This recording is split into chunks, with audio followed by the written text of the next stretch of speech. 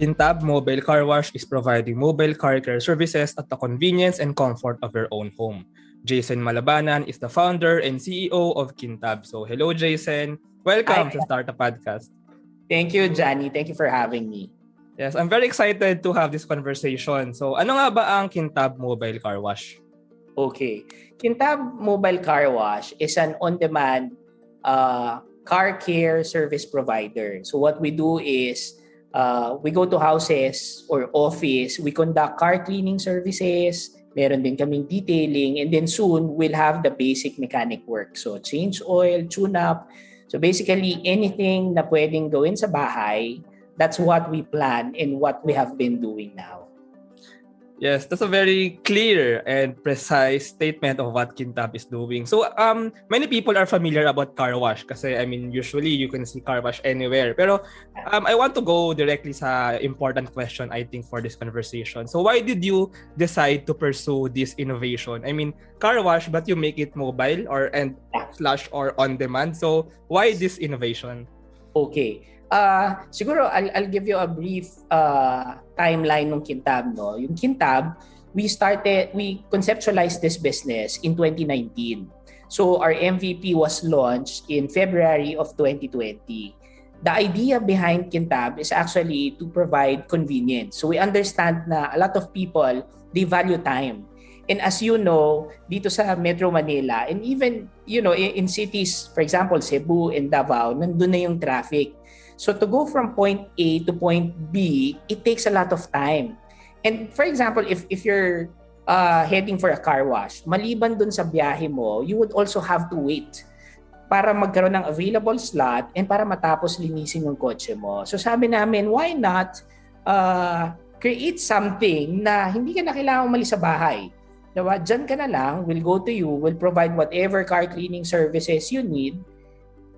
Nasa pamilya mo pa ikaw, kasama mo sila, eat home-cooked meals. And basically, the reason is to provide convenience to a lot of people. Yeah, when I think of it, it's kind of the same with food delivery. Pero ito is car wash delivery. Parang sa food delivery, you drive maybe or you walk or you commute to a restaurant and then you eat there. So yung tao yung pupunta dun sa service provider. Pero with this innovation like with Kintab Mobile Carwash, yung service, yung car wash ang pupunta sa tao. So can we know muna ano ba yung services? You've mentioned before car washing, detailing. So ano ba yung range of services that you provide at Kintab? Okay. So we have different car wash services, no. So we have the basic one, so you clean the interior, exterior of the vehicle. Then we also have the sanitation and disinfection. Believe it or not, no. So we are using already the UV light and then the antibacterial fog machine even before we had this pandemic, no. So we have been providing that service already. So on top of the car cleaning services, we do the exterior detailing. If you're familiar with ceramic coating, and then we do machine-based wax. So yung mga yon, meron kami. And then hopefully by the fourth quarter of this year, we can already introduce yung basic mechanic services ng Kintab. And regarding naman yung mobile aspect nito, so saan ba pwede mag-avail ng services? Pag nasa bahay ba ako, pag nasa parking lot ba dapat yung kotse, or pwede ba sa public parking lot? Can you just give a picture of this? Yeah. Okay. So majority of our customers, actually you can do car wash anywhere, no. Majority of our customers, sila yung mga nasa mga residential subdivisions, villages. So ang Kintab kasi is available in different areas in Metro Manila, and then we have one in Cagayan de Oro. So all they have to do is call us. They would have to let us know kung ano yung type of parking nila. So we have customers na may sariling parking, but we also have customers na nasa side street lang. So pag nalaman na namin kung ano yung type of parking nila, alam na namin if they're gonna be needing a tent or hindi na. Pag halimbawa covered naman yung park nila. So basically anywhere. Ang nahihirapan lang kami is pag may water restrictions, yung for example, condominium. So hindi ka pwede magbasa, but we do offer services na pwede sa kanila, like the waterless car wash, where we spray a waterless solution to clean the vehicle, similar to what the malls offer. Yeah, so you have this para mobile car units, 'di ba? So Yes. can you just share a picture Yeah. of this then yung Yeah. kumbaga yung car wash service units na pinapadala nyo to those Yes. cars? Yes. So we call that thing, well, it's a three-wheeled vehicle. We call it a mobile cleaning unit, or MCU for short. So it's actually stationed in different parts of Metro Manila. It's not parked in one area, ha. So parang for example, if you're from Parañaque, pagka nag-avail ka ng service, doon siya sa Parañaque manggagaling. So each mobile car care, each MCU, they have their own area of operation. So if we have one based in Makati, he service areas around Makati lang. So for Cagayan de Oro, around Cagayan de Oro lang, diba? So it's really convenient kasi we can service areas na malapit dun sa unit. And then if I'm a customer na gusto nga mag-avail ng service, so how can I book? I mean, where do I go to the website ba? And then like how is the process from the booking to the car washing? Yeah. No. Sabi namin, no, the service that we provide, actually ang gusto namin to be convenient to our customers. So pagdating pa lang sa first step, which is booking, we made sure it's very, very convenient. It's simple. All they have to do, we have a hotline. They can contact us. They can send us a message. They can call us. All they have to do is to provide their preferred schedule, the type of vehicle and the service, and then we deploy immediately. So kung anong schedule yung gusto nila, yun yung susundin namin. So pwede magpa-book in advance, ganyan? Of course, yes. Yeah. A lot of our customers, siguro mga 80% are actually scheduled services. Yung magpapabook siya today for a service on Sunday. Diba? But of course, we have book today and service today rin ng mga type of customers. So really on demand. So I think another important aspect dito, no, is yung cost. And actually I've seen sa website na it's actually mura, hindi naman siya actually mahal. So I mean, can you just know some insights on like the comparability ng prices or ng cost when you avail of Kintab services compared sa like normal non-mobile car wash? Oh, actually yung cost namin, it's really value for money. Ang starting car wash ng Kintab is 180 pesos. The traditional car wash, they charge, ang range nila is from 100 to 120 pesos. So, nung pinag-aaralan namin yung pricing nito, we made sure na hindi kami lalayo. Kasi we want customers to experience yung ganung klaseng convenience that they didn't have to go out to avail of car wash. If you think about it, if you go to a traditional car wash, anong meron sa kanila? What they do is naglalagay sila, 'di ba, ng mga coffee shop. So let's say, kung kahit 100 pesos lang yung pagpapa-car wash mo, but because you have to wait, you would have to order coffee, breakfast. Ang ending mo mas mataas pa. Versus ito, nasa bahay mo na ikaw, 'di ba, nagluto ka ng sarili mong pagkain, nagkape ka, all you have to do is wait na matapos namin. So technically, yung price range na hindi siya ganun kataas. And even for a home service, what do people think pagka home service? Pricing should be premium. Pero sabi namin, no, hindi natin tataasan yung presyo kasi gusto natin masubukan muna nila. And then anyway, it's a regular thing. You don't do car wash na once a year. Most of the time, especially if people, they use their cars and umuulan dito, they can have weekly car wash. So parang ayaw namin maging barrier yung pricing. Yeah, and when you mentioned yung sa cost nga, kasi may cost din actually when you're stuck in traffic when you go to the car wash. So actually, yun din yung parang value na naibibigay ng mobile on-demand car wash. Exactly. Actually, ang pinaka-cost mo doon is the time that you spend going to the car wash and waiting more than yung actual money na binabayad mo. No? It's really the time. Kung malayo yung car wash sa'yo, sabi mo nga, kung traffic papunta doon, tapos mag-aantay ka pa matapos yung lilinisan, matapos malinis yung kotse mo, imagine the time na you spent na pwede naman you with your family or while doing your work from home. Diba? Yeah, and I mean, it turns out it can actually be more efficient. Yeah, so ito yung value no ni Kintab. So, regarding the market of car wash, so let's talk about this naman. So, what do you think? Is there a growing demand for car wash in the Philippines? Maybe let's start with that question.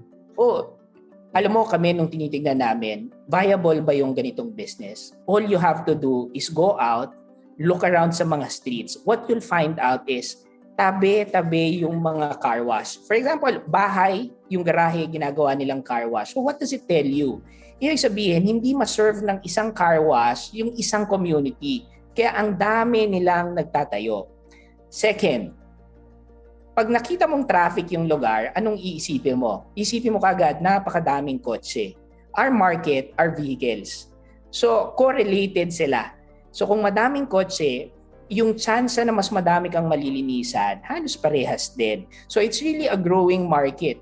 Ang kagandahan pa dito, unlike when you say gas station, pag sinabi mo kaagad na gas station, you think of Petron, diba? You think of Shell, you think of Caltex. Pero when you say car wash, wala kang isang brand na alam, diba? So, ang laki-laki talaga ng potential market niya. We did a lot of conservative computation. Naku, you'll be surprised sa value ng industry na to. And the fact na we're doing, it's, you know what we always say, it's an old service na we try to deliver the new way. So, we're trying to make it really, really convenient in a market na medyo malaki talaga.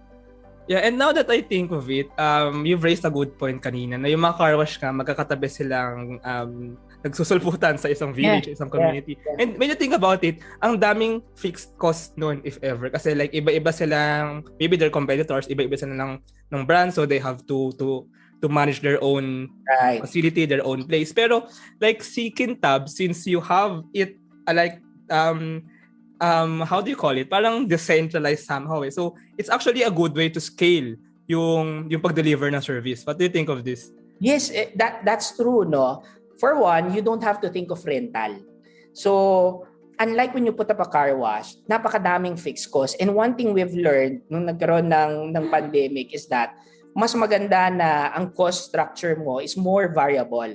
Yeah. So para pag walang customer na pumasok, konti lang din yung ilalabas mo. It's true for Kintab kasi ang pinaka-fixed cost lang namin is the salary of the car groomers or the guys who clean your vehicle. But since we don't have any rental, medyo mas magaan sa amin kahit magkaroon ng mga lockdown kasi wala kaming babayaran.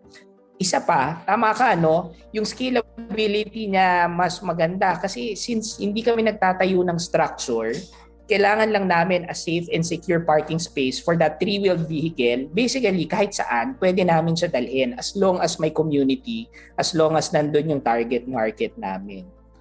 Yeah, that's a good point actually. And speaking of this mobile, maybe let's be a more general here. So do you think people in the future will be, I mean, the society even will be more of this kind of yung parang ganitong pag-avail ng services, lahat ay mobile. And I also want to ask, maybe ano ba bang ibang car services yung pwede pang gawing mobile maybe? Maybe ang gas station ba pwede maging mobile or something?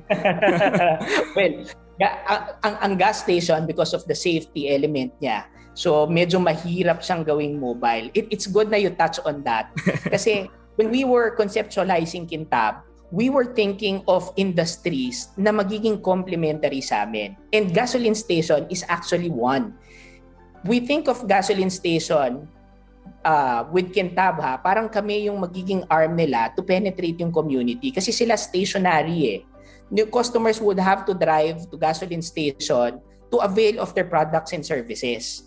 With us, we can easily go around community and villages to promote their gas station at the same time to actually sell whatever they're selling except for gasoline example, you have a gasoline station na may convenience store.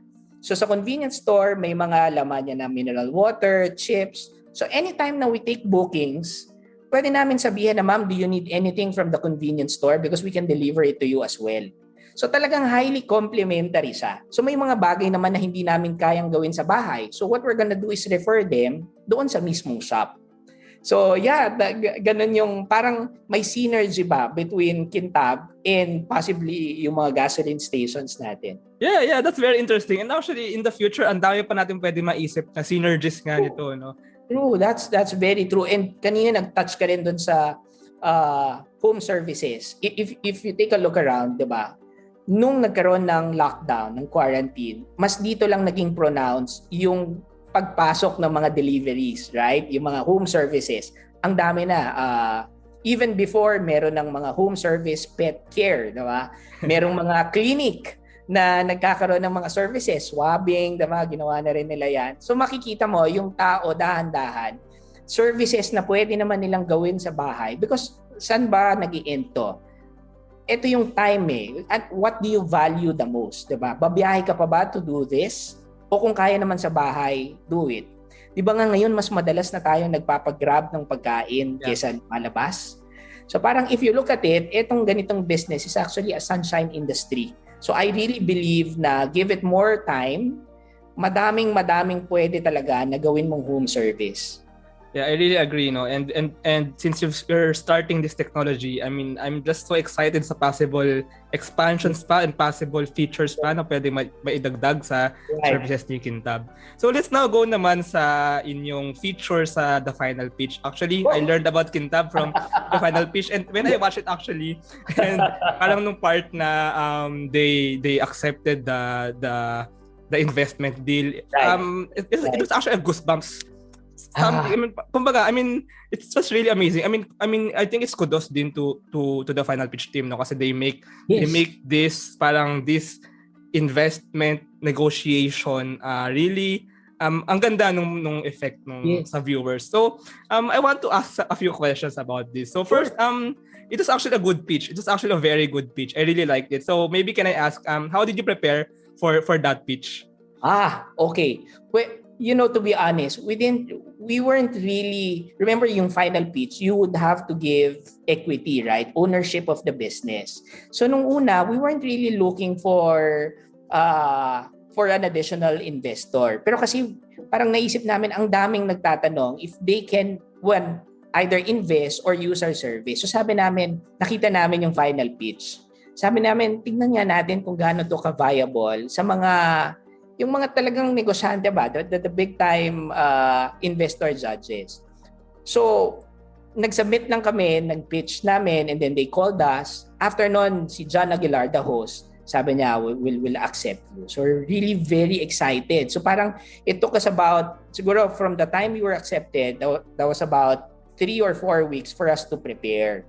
So during that period, iniisip na namin, okay, ito yung mga judges, sino bang gusto natin makuha, sino bang makakatulong sa atin. So ang daming preparation talaga during that period. Up until yun na nga, ito na yung mismong pitching day. So very experience for us. Yeah, and then the deal was actually, if I remember right, it was 20% equity for 5 million pesos. So I also want to ask, what do you think made them agree to this deal? I mean, maybe just share some insights lang. Definitely, it wasn't me. It wasn't about how I presented. I think it's more really about yung viability ng business model. Kasi if you think about it, no, ang una mong isipin, potentially ba may customer ba yan na makukuha? Parati kong sinasabi whenever we have meetings here, no, it's really easy to get customers kasi you're telling them na gusto mo bang mapagod o gusto mo gawin na namin dyan? As simple as that. And then napakasimple rin nung konsepto niya. Home service, basically. Nothing special with it. As I mentioned, it's an old service that we try to deliver the new way. So I think yun yung nakita nila. And then I mentioned na we're gonna be expanding through franchising. Yeah. So I think the investor judges saw na, okay, I think pwede nga talaga itong mag-expand in different areas kasi hindi mo na kailangan mag-build ng structure All they have to do is you get the 3-wheeled vehicle, get our system, and then you can actually activate the unit already. So yun, I guess it's the simplicity of the business and hindi siya kailangan i-hard sell. Yeah, I agree. When I actually watched it, parang in the first 1 or 2 minutes pa lang, it's very simple yung I mean, it's not that simple. I mean, of course, marami kayong ginagawa behind pero ang simple ng presentation ng idea, parang in the first minute, mapapaisip ka, bakit hindi ko naisip itong idea ito before? Bakit ako naunahan ni Jaysen? And we also get, actually we get a lot din na, alam mo, iniisip ko na yan Or naisip ko nang gawin yan. Ang dami naming nakukuha ng gano'n. So parang ang learning nga namin, parang talagang yung execution really matters. Sabi nga nila, diba, wala namang unique idea. It's how fast you really execute. So nakita namin, okay, pwede natin itong gawin. So we made sure na, sige, gawin natin to agad. So, yeah. Yeah, and it's actually true. Even yung sa pitch, when you presented the business model and kumbaga yung operationalization, it's also very simple. Pero at the same time, mapapaisip ka as an investor possibly Yep. na it's profitable really kasi andun yung demand and then it's possible, the operations are possible. Yes. Parang yun lang yung first no? Siguro from the point of view of the investors, ang iniisip talaga namin, ang unang iisipin nila is, meron bang bibili ng serbisyo mo? So parang dun pa lang, okay, alam namin may bibili talaga dito. May magpapaservice ng car wash. Siguro ang next question na lang is how do you scale? Diba? And how do you make it profitable? So from there, yun yung pwede na namin ayusin. Kasi ang pinakamahirap talaga is to introduce a product na sobrang bago na you would have to explain to potential customers na ito yung features ng product ko. Diba? Kasi that would take time. Pero with car wash, it's there already. Yeah. Diba? Yun na yun eh. Yes, I mean, it's an innovation, pero it's very simplistic, right? Yes. Yeah, so let's go naman sa inyong business model kasi I think this is also one of the important aspects ni Kintab. You actually pursued a franchising model. So first, can you share this? Can you share the general picture of the franchise model of Kintab? Okay. So right now, when we started in so our MVP was launched in February of 2020. So we started with one based in Marikina, and then we added 9 more units. So fourth quarter of last year, we started our franchising. The goal actually for this year, if I may share, is to be able to get at least 50 franchisees of Kintab. So gumalaw na kami. We had 1, 2, 3, 4 nung January, February, and then may incoming kami na 5 units pa.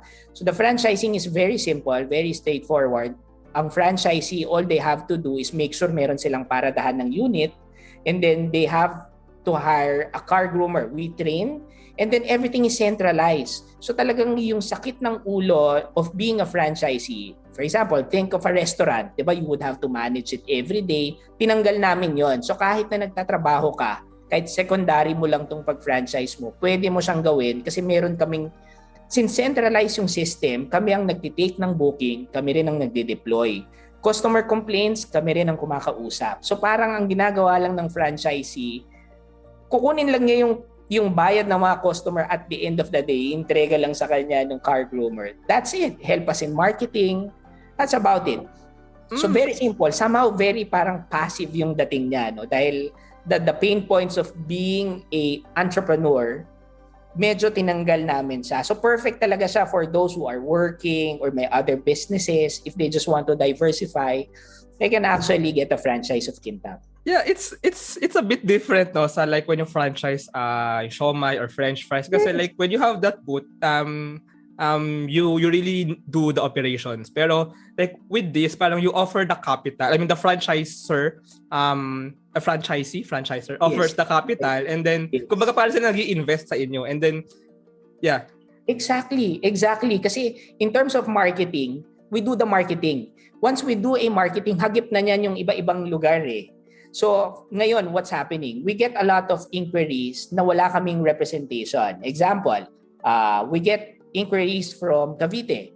Wala kaming unit doon. So, once a franchisee operates in Cavite, easily may database na kami na, ito yung mga inquiries natin dyan, let's just call them. Diba? Versus, yung example mo kanina, a siomai house in a mall. You would have to create programs to make them come to your siomai business. Diba? Pero ito, ang kagandahan dito, tayo talaga yung pumupunta sa customer eh. So medyo mas deliberate yung ginagawa natin.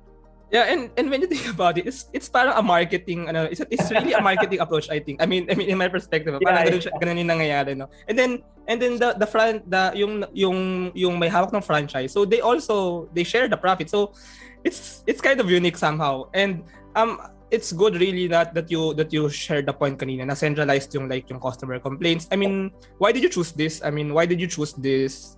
Is there a reason behind this? Yes.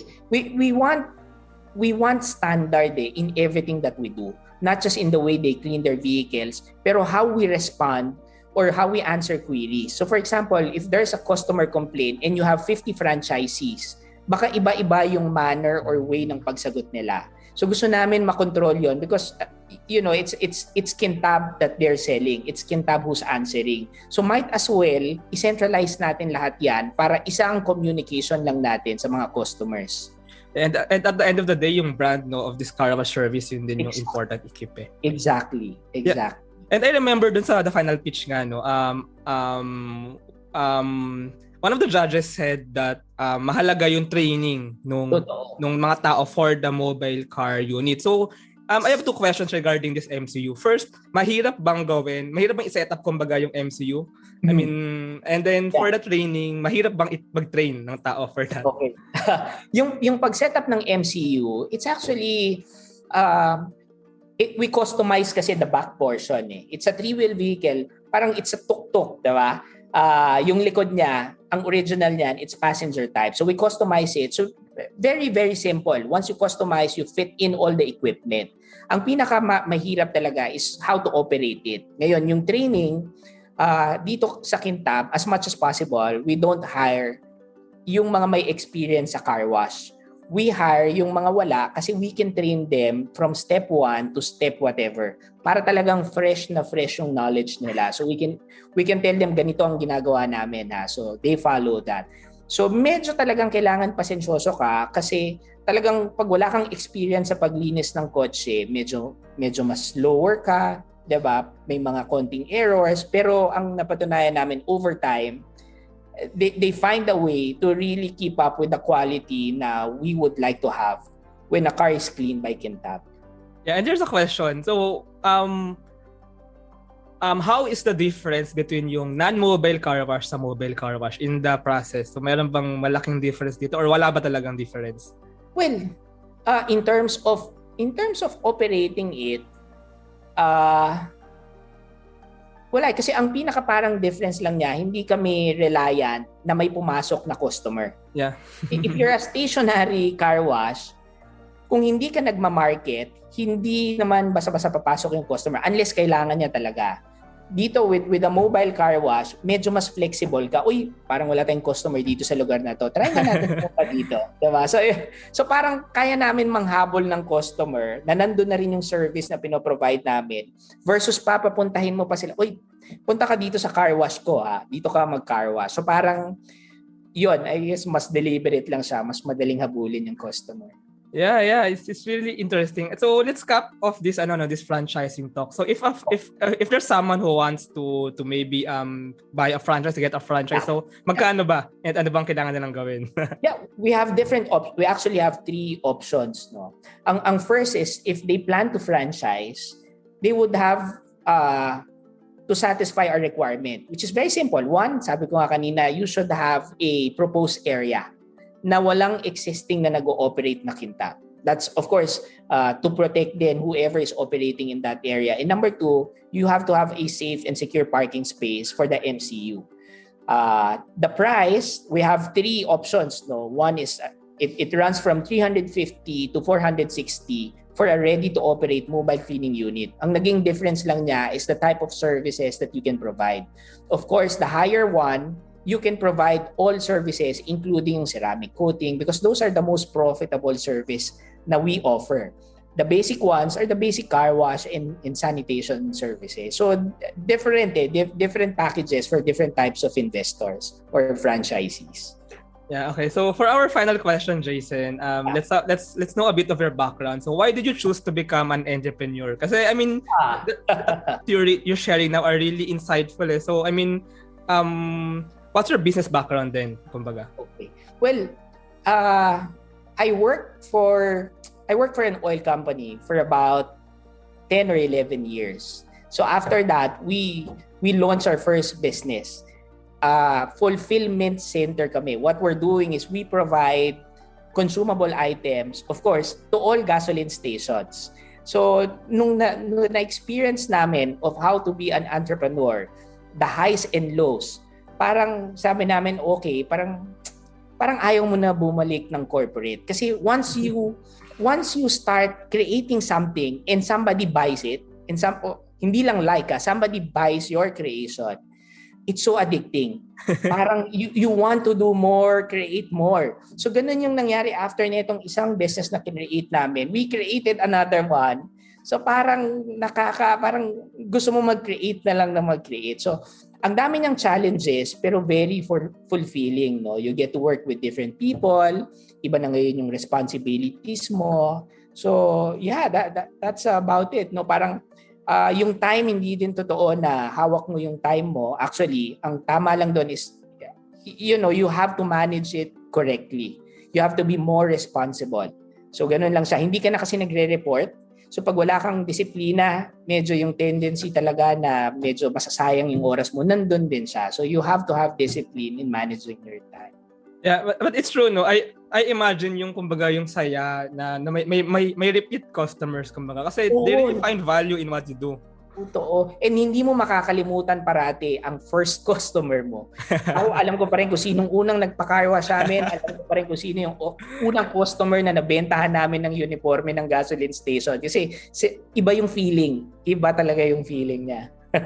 Yeah, so being an entrepreneur, no, so meron talagang mga ups and meron din namang mga onting down. So maybe can you share lang what's the greatest learning you've ever encountered in this journey of yours as an entrepreneur maybe? Maybe we can end with that. Yeah. Siguro, no, parang it will not be perfect. Kumbaga, for example, yung unang business na binuo namin, hindi namin na-experience yung normal startup na, ang hirap-hirap kasi we have ready customers. So for the first 2 years, para kami nagko-cruise lang. The sales is here and then the pandemic happened, no. Doon kami na test talaga. So parang ang learning ko doon is dapat you really have to be very very resilient. You expect na may mga ganitong challenges but always remember na merong mga solution diyan. You just have to stay positive and believe na kaya ka nga nandito, wala ka sa other side. It's because you can do something about it. So, yan yung na-experience ko. No? I learned from a lot of people. Ang pinakagusto ko is whenever they tell me kung ano yung ganyang challenges nila. And I think in my 3 or 4 years of being an entrepreneur, wala pa talaga yung na-experience ko sa na-experience ng iba. So I'm grateful. At the same time, I'm trying to prepare myself na pag dumating yung time na yon, I'd think of them na sila na kaya nila. I know I can do this also. Yeah, but I'm really excited sa future pa ng Kintab. Yeah, so this is a really, really, really great conversation. I really enjoyed it. Hindi ko napansin na 30 minutes na pala tayo. So, thank you so much. Thank you for having us, Johnny. Yeah, so if listeners just want to know more about Kintab, maybe they want to get a franchise or maybe they want to avail of the services. So where can they get more information, Jaysen? Okay, we have a social media. It's Kintab Mobile Carwash. In Instagram, it's Kintab PH. So if they want to book our services, our hotline number is 0917-193-6660. So they just have to text or call. Let us know kung taga saan sila, what service and what vehicle, and then Kintab will go there already. Yeah, maraming salamat. I'm really looking forward pa sa future ni Kintab. So maraming salamat, Jaysen. Thank you for this opportunity. Thank you. Be safe. Thank you very much to our 14 patrons. This episode is super powered by NutriCoach, the all-in-one productivity tool for dietitians and nutritionists looking for buy and sell online with Sigurado sellers, and Benjoy's Food Products, the home of premium bacon ends, tapa, and tocino. This episode is powered by ePlayment and Interleukin. Support us at www.patreon.com/startuppodcastph.